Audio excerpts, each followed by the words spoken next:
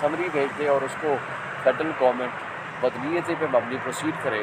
अभी reference file नहीं हुआ, कोर्ट ने कागनिजेंस नहीं लिया, उससे पहले कोर्ट इन्होंने फेडरल गवर्नमेंट ने ऑर्डर कर दिया, नोटिफाई कर दिया कि जनाब ये जेल ट्रायल होगा। भाई किस चीज़ का ट्रायल होगा? केस होगा तो ट्रायल होगा।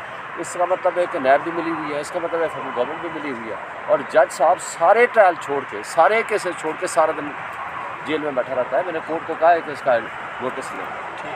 नैब ने तो जवाब जमा कराया था, गवर्नमेंट की तरफ से क्या जवाब आया है? नैब ने तो कहा था कि सिक्योरिटी इशू की वजह से यही आया, उन्होंने कहा जी बस ये लेटर आया है और इस लेटर को बुनियाद बनाकर हमने फौरी तौर पर ये ऑर्डर जारी कर दिया। दोनों एक सर, आज नवाज शरीफ और आसिफ अली जरदारी के ऊपर तोशाखाना केस में उनकी वो डेली बुनियाद पे जो एक हफ्ता या 2 हफ्ते पहले जिस पे फर्द जुर्म हुआ उसका, यानी 6 तारीख को, उसका तो ट्रायल डे टू डे हो रहा है। जो साल से पुराने केसेस हैं उनको सर्द खाने में रख के उनको चले गए।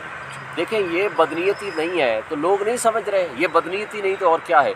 यानी सारे केसेस जो सैकड़ों की तादाद में रेफरेंस है, वो सारे के सारे पेंडिंग पड़े हुए हैं, ये भी मैंने बताया जज को, और वो सारा दिन जेल में बैठते हैं सिर्फ इन 2 केसेस को चलाने के लिए। ये क्या इंसाफ है? क्या अदालतें भी इस तरह कंप्रोमाइज़ हैं?